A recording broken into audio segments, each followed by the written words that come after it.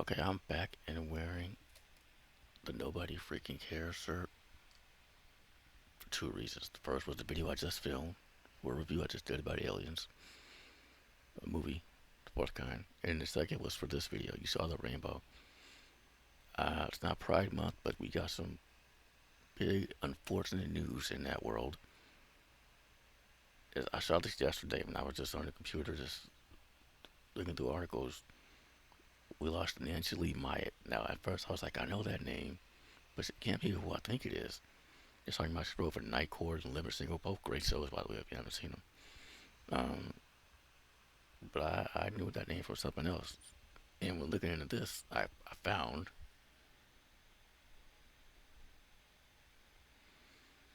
this picture, which pretty much confirms she is exactly who I thought she was.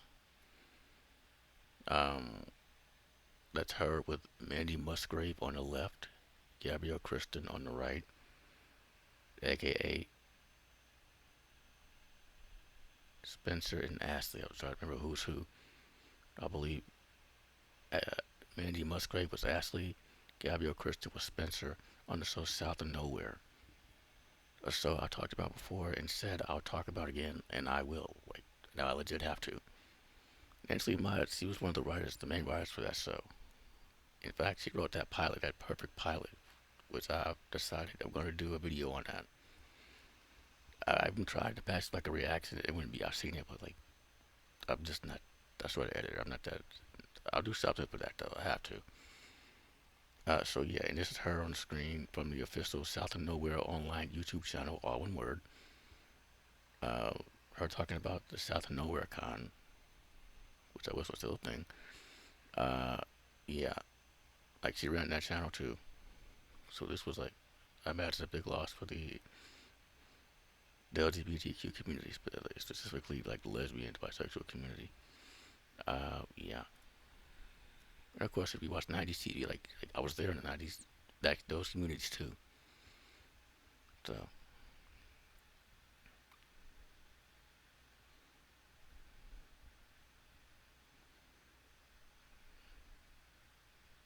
there we go. Okay, let's read this from said deadline. Yeah, with this MSN in the corner. Nancylee Myatt dies. Night Court writer, social studies creator was 68. Did she create social studies? Because that was my favorite class in elementary school. Nancylee Myatt, an Emmy-winning producer and director for such TV series as Night Court, social studies, the TV show, okay, and the animated series Teacher's Pet. This woman was my childhood. Died on September 23rd in Basel, Switzerland. Why is it just now popping up? Just 2 years after being diagnosed with Alzheimer's. Damn, that actually is close. This time last year, I lost one of my favorite aunts to like dementia. So yeah, shit, she was a bit older than her. Her death was confirmed by her wife. Okay, yeah, writing partner Paige Williams Bernhard, who said in a statement to the Hollywood Reporter that Maya chose to end her life peacefully and with dignity. Now, what does that mean? Maya was diagnosed with mild cognitive impairment in 2021 and Alzheimer's 2023. Maya was a writer for NBC's original Night Court sitcom. Well, there's no way she could have came back for the revival she was doing with this, like, which they just canceled, didn't they? Original Night Court sitcom, working on the final two seasons of the series, including the series finale, which was insane. And I wish they could have got some sort of I wish they could have revisited that in the revival, but we lost Richard Mole, so we couldn't check on Mole, could we? Just he's up there with he's up there with the aliens. Like literally, he was abducted in the final episode after his wedding. Spoilers. Anyway, she then became the sole female staff writer on the 92-93 David Crane Marta Kaufman short-lived sitcom The Powers That Be, starring John Forsyth and Holland Taylor. What? Okay, that's on the list. Additional writing and producer credits include, among others, CBS's The Five Mrs. Buchanans, 94 95, Ellen Cleghorn sitcom Cleghorn. Oh, wow. That's the, okay, well, see, I wasn't a fan of that myself. I didn't know how financially you might. And Fox's Living Single, that's a classic. That's a classic. Also in 97, Myatt created and produced a comedy social studies for UPN. That takes me back. And Dolly Parton's Sandella Productions set in a boarding school and starring Julia Duffy. Wait a minute. My favorite subject when I was in school. And I'm a huge Julia Duffy fan. That's on the list. And it was for UPN. Which means it's probably hard to find. I'm gonna find it. Uh, Other writing and or producing credits include Recess, Lloyd in Space. Again, she used my childhood. Trackers. Trackers. Really? Oh man. Okay, let me tell you about Trackers. One night I was looking for something on TV. Okay.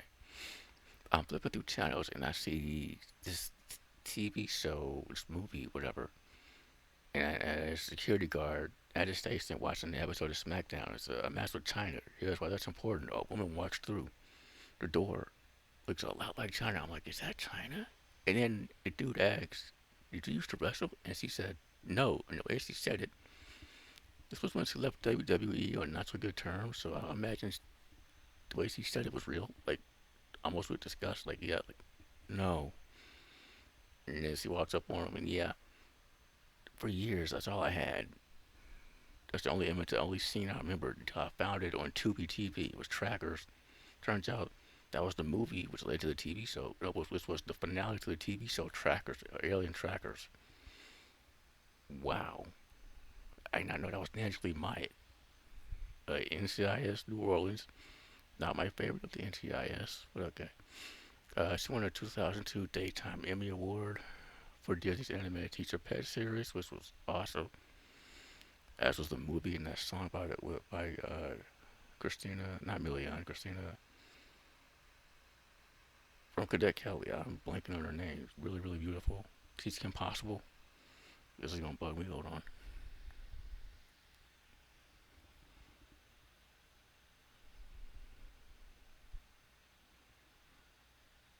Oh no, it's Christy. I don't gotta put not Christina. That's all. Christy Caution Romano. There we go. I need to put that in anyway.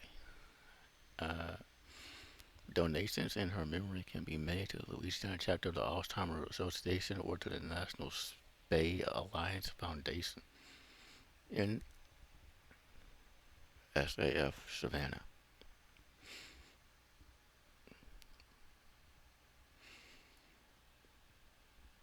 Not a single mention of South of Nowhere. That's a show that Nickelodeon had to fight for. And like before the Owl House and the Loud House, parents have always cared. Um,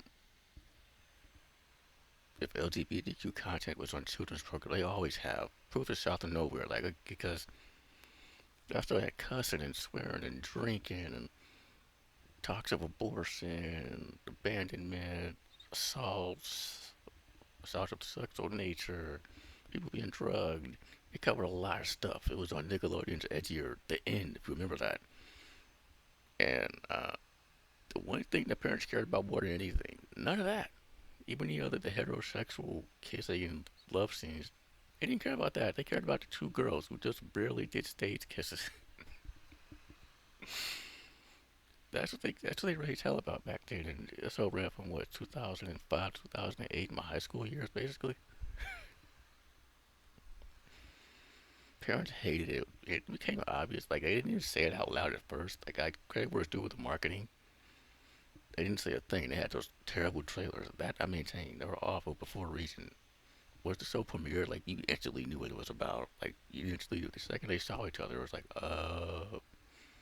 that whole first season was just them realizing that it was the perfect first season too. Like I did a review. I'd love to do it again. I'm overdue for it, and I will. But yeah, man,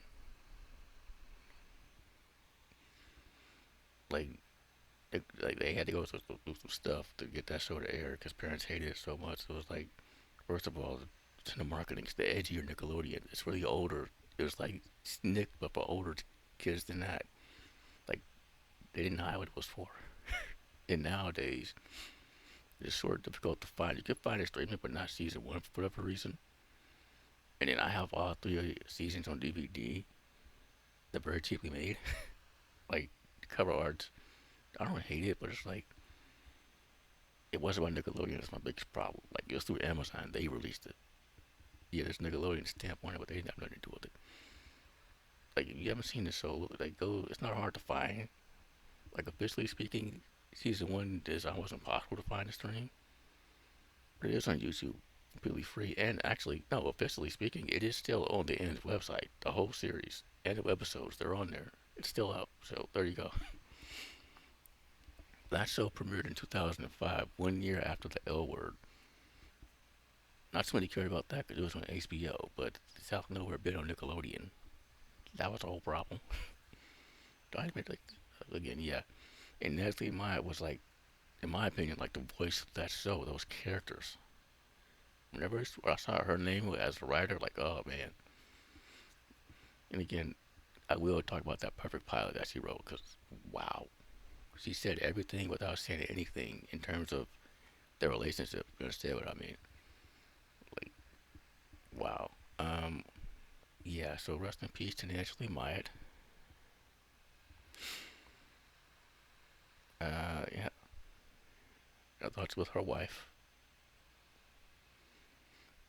I wonder if that show was like a sort of a retelling of her life. Like Andy Mack, like that whole scene with the friend coming out there, the dude that wrote it, that was his life. Like he told his friend he had a crush on him. Didn't work out. Dudes are wired weird, especially young dudes. So like they flipped it for the TV show. Same thing with Faking It. That show. Like a lot of that was the creator of the show. Just about two girls or two boys. Yeah. So I wonder if this was eventually Myatt's life. I don't know. But yeah, thank you for watching. Rest in peace, Nancy Myatt.